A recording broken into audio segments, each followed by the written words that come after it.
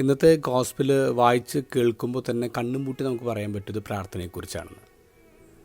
പക്ഷെ കണ്ണ് തുറന്ന് ആ ഭാഗം ഒന്നും കൂടി വായിക്കുമ്പോൾ പ്രാർത്ഥനയേക്കാൾ കൂടുതൽ അത് മറ്റു പല കാര്യങ്ങളെക്കുറിച്ച് സംസാരിക്കുന്നത് നമുക്ക് മനസ്സിലാവും. ദ ഗോസ്പിൽ മത്തായിയുടെ സുവിശേഷം 7-ാം അധ്യായമാണ്. 1 മുതൽ 12 വരെയുള്ള വാക്യങ്ങൾ നമ്മൾ ഒറ്റ യൂണിറ്റായിട്ടാണ് എടുക്കുന്നത്. അതിൻ്റെ ഇടയിൽ നിന്നുള്ള 2 വാക്യങ്ങളാണ് ഇന്നത്തെ ഗോസ്പിൽ നമുക്ക് തന്നിട്ടുള്ളത്.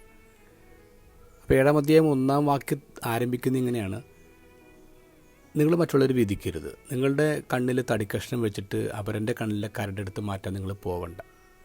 12-ാമത്തെ വാക്യം, ഇന്നത്തെ ഗോസ്പിലിൻ്റെ അവസാനത്തെ വാക്യം അവസാനിക്കുന്നത് ഇങ്ങനെയാണ്: മറ്റുള്ളവർ നിങ്ങൾക്ക് ചെയ്തു തരണമെന്ന് ആഗ്രഹിക്കുന്ന കാര്യം നിങ്ങൾ അവർക്ക് ചെയ്തു കൊടുക്കുക. അപ്പോൾ 7-ാം അധ്യായം 1-ാം വാക്യം 12-ാം വാക്യം കണക്റ്റഡ് ആണ്.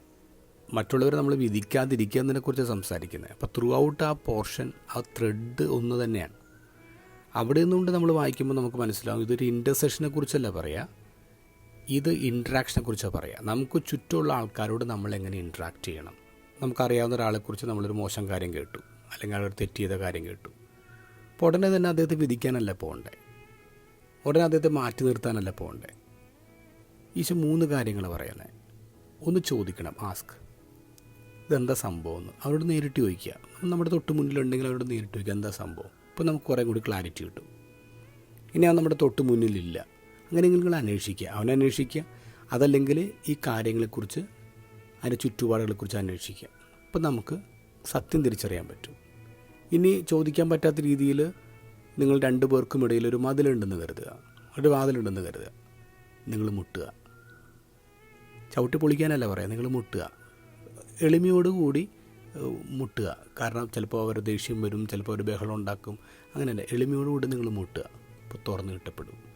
ഇപ്പം നമ്മുടെ പല ബന്ധങ്ങളെയും റിപ്പയർ ചെയ്യാനുള്ള 3 വഴികളെക്കുറിച്ച് ഈശോ പറയാം: ആസ്ക്, സീക്ക് ആൻഡ് നോക്ക്.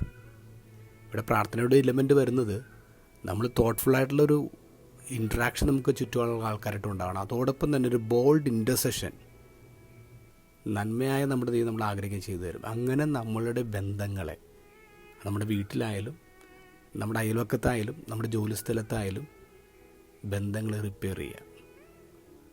അതിനുള്ള കീയാണ് ആസ്ക്, സീക്ക് ആൻഡ് നോക്ക്.